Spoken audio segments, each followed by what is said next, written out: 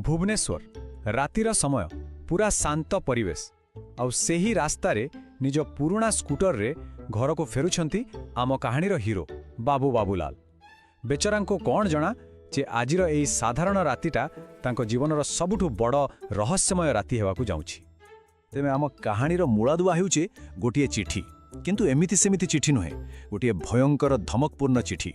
आउ एई चिठी पहुंचीथिला सहरर सबुठु बड़ बिजनेसमैन महेश्वर पट्टनायक पाखरे। लाल काली रे मोटा मोटा अक्षर रे लेखा थिला, आजी राति 12टारे तुमे मरिबो। बस एतिकी ही यथेष्ट थिला पूरा सहर रे हईचई सृष्टि करिवा पई। आउ जेमिति ए खबरटा बाबू बाबूलाल को कानरे बाजिला तांको हार्टबीट जेमति बढ़ीगला। देखिबाकू गले से तो जने साधारण इंश्योरेंस एजेंट, किंतु भितरे भितरे से निजको कोनोसी शर्लक होम्सटरू कम भावंतिनी। से भाविनेले बस एईटा ही सेई मौका जहार अपेक्षा से एते दिन धरी करिथिले। बस आउ भावी चिंती समय नष्ट करिवार नथिला। बाबू निजर सही पुराना स्कूटर को देले किक आउ पवन बेगरे बाहरी पड़िले महेश्वर पट्टनायक को बंगला आड़कू। मिशन थिला पूरा क्लियर, सही व्यवसायी को जीवन बंचेवा आउ निजको सहरर नंबर 1 डिटेक्टिव बोली प्रमाणित करिवा। ता से पहुंचिले महेश्वरंक विशाल बंगला पाखरे, सहरर सबुठु पॉस एरिया। किंतु आजि कहीं कि केजाणी सेटा गोटे भूत कोठी भली लागुथिला। चारिआडे घुपचुक अंधार आउ सबुठु आश्चर्य कथा मेन गेटटा खोला थिला, जेमिति किए जानी सुनी भितर को डाकुछि। मामलाटा बेस गंभीर लागुथिला। हौ बाबू टिके छाती रे साहस जुटे धीरे धीरे भीतर को गले आउ जीवा मात्रे गोटे भारी स्वर शुभिला। किए सेठी? बस एतिकरे बाबूंको देहरु झाळ बाहारी गला आउ डररे पाटरू बाहारी गला मु डाक घररू आसीछि। और जेतेबेले टॉर्च आलुअरे महेश्वर निजे सामना को आसिले सीनटा आहुरी मजादार हे गला। तो एमिति गोटे अजब इंट्रोडक्शन परे भी महेश्वर बाबूंको भीतर को डाकिले। सेठी परिवार समस्ते डरी मरी बसी थांती।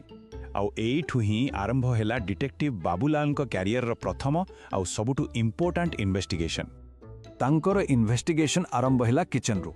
सेठी से देखिले घरर पुराना रोसैया राधिका काकी कांदुछंती। बस बाबूंको डिटेक्टिव मगज संगे संगे एक्टिव हो गला। Suspect number 1।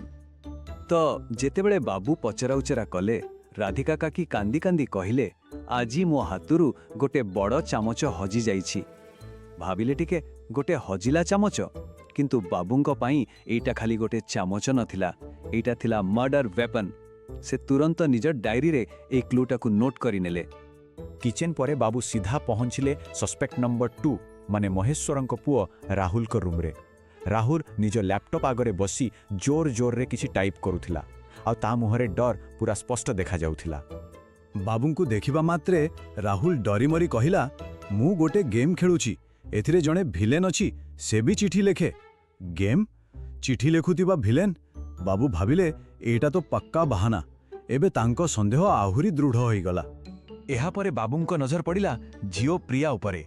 से गोटे कणरे लुचि फोन रे फुसफुस करी कहा सह कथा हेउथिला।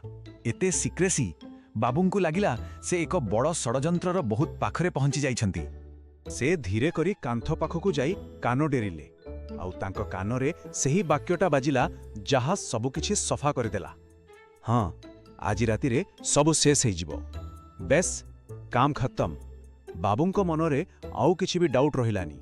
एई जियोटा ही मास्टरमाइंड। शेषरे बाबू घर पछपटे थिबा गोटे पुराना स्टोर रूम रे पहुंचिले। आउ सेठिकार दृश्य आहुरी भी रहस्यमय थिला। महेश्वरंको स्त्री सुनीता गोटे पुराना सिंधुक पाखरे जगवाली भली ठिया होइथिले।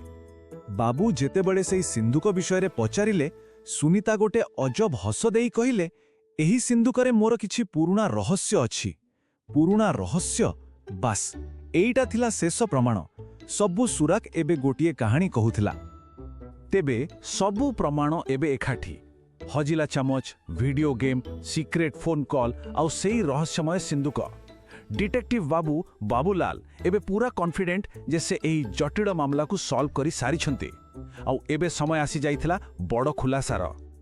बाबू पूरा फिल्म स्टाइल रे छाती फुलेई समस्तंको एकाठी कले आउ तांको थियोरी सुनैले।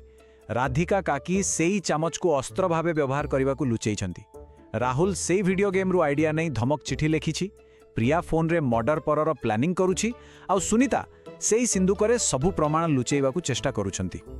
ଆଉ ଠିକ୍ ସେତେବେଳେ ଯେତେବେଳେ ବାବୁ ତାଙ୍କ ଅଭିଯୋଗର ଶେଷ ଲାଇନ୍ କହିବାକୁ ଯାଉଥିଲେ, ଘରର ବଡ଼ ଘଣ୍ଟାଟାରେ ଟଙ୍ଗ ଟଙ୍ଗ କରି 12ଟା ବାଜିବାକୁ ଲାଗିଲା। ସମସ୍ତଙ୍କର ନିଶ୍ୱାସ ଯେମିତି ଅଟକିଗଲା। ସେଇ ଧମକ ଚିଠିର ସମୟ ପାଖେଇ ଆସିଥିଲା। ଆଉ ଠିକ୍ ସେଇ ମୁହୂର୍ତ୍ତରେ ବାବୁଙ୍କର ସବୁ ଥିଓରିକୁ ଧୂଳିସାତ କରି ସୁନିତା ହସି ହସି କହିଲେ, ଏଇଟା ଗୋଟେ ସରପ୍ରାଇଜ୍ ପାର୍ଟି। ବାବୁ ତ ପୁରା ଆଁ କରି ଚାହିଁ ରହିଲେ। ଘଣ୍ଟାର କଣ୍ଟା ଠିକ୍ 12ଟା ଉପରେ ପହଞ୍ଚେ। ଆଉ ତାହାପରେ ଫଟାକ୍ କରି ଘରର ସବୁ ଲାଇଟ୍ ଜଳି ଉଠିଲା ଆଉ ଚାରିଆଡ଼ୁ ଶୁଭିଲା ସରପ୍ରାଇଜ୍। ଲୁଚି ରହିଥିବା ସବୁ ସାଙ୍ଗସାଥୀ ବନ୍ଧୁବାନ୍ଧବ ବାହାରକୁ ଆସିଗଲେ।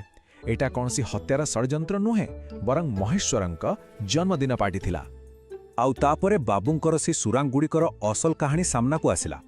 ରାହୁଲ ତା ବାପାଙ୍କୁ ଘରେ ଅଟକାଇବା ପାଇଁ ସେ ଗେମ୍ରୁ ଆଇଡିଆ ନେଇ ଚିଠି ଲେଖିଥିଲା। ପ୍ରିୟା ଫୋନ୍ରେ ପାର୍ଟିର ଆୟୋଜନ ସାରିବା କଥା କହୁଥିଲା। ରାଧିକା କାକିଙ୍କର ସେଇ ବଡ଼ ଚାମଚଟା କେକ୍ କାଟିବା ପାଇଁ ଥିଲା। ଆଉ ସୁନିତା ସେଇ ସିନ୍ଦୁକରେ ମହେଶ୍ୱରଙ୍କ ପାଇଁ ବର୍ଥଡେ ଗିଫ୍ଟ ଲୁଚେଇ ରଖିଥିଲେ। ଏବେ ଭାବନ୍ତୁ ବାବୁଙ୍କର ଅବସ୍ଥା। ବିଚରା ଲଜ୍ଜାରେ ପୁରା ପାଣି ପାଣି ହେଇଗଲେ। କିନ୍ତୁ ମହେଶ୍ୱର ବହୁତ ଭଲ ଲୋକ ଥିଲେ। ସେ ହସି ହସି ତାଙ୍କ କାନ୍ଧରେ ହାତ ରଖିଲେ ଆଉ ତାଙ୍କୁ ସେ ପାର୍ଟିର ଗେଷ୍ଟ ଅଫ୍ ଅନର ବନେଇଦେଲେ। ପାର୍ଟି ସରିଲା। ବାବୁ ନିଜ ସ୍କୁଟରରେ ଘରକୁ ଫେରୁଥିଲେ ଆଉ ଆକାଶକୁ ଦେଖି ମନେ ମନେ ଭାବୁଥିଲେ, ବାପ୍ରେ, ଡିଟେକ୍ଟିଭ ହେବାଟା ସତରେ ସହଜ କାମ ନୁହେଁ। ସତରେ ସେଦିନ ରାତି ତାଙ୍କୁ ଗୋଟେ ବଡ଼ ଶିକ୍ଷା ଦେଇଥିଲା। ହେଲେ ଏଇ ମଜାଦାର କାହାଣୀ ଶେଷରେ ଗୋଟେ ପ୍ରଶ୍ନ ମନକୁ ଆସେ, ଗୋଟେ ପ୍ରକୃତ ରହସ୍ୟ ଆଉ ଗୋଟେ ସାଧାରଣ ଭୁଲ ବୁଝାମଣା ଭିତରେ ଫରକଟା କ'ଣ? ଏହା ନିଶ୍ଚୟ ଆମ ସମସ୍ତଙ୍କ ପାଇଁ ଭାବିବାର ବିଷୟ।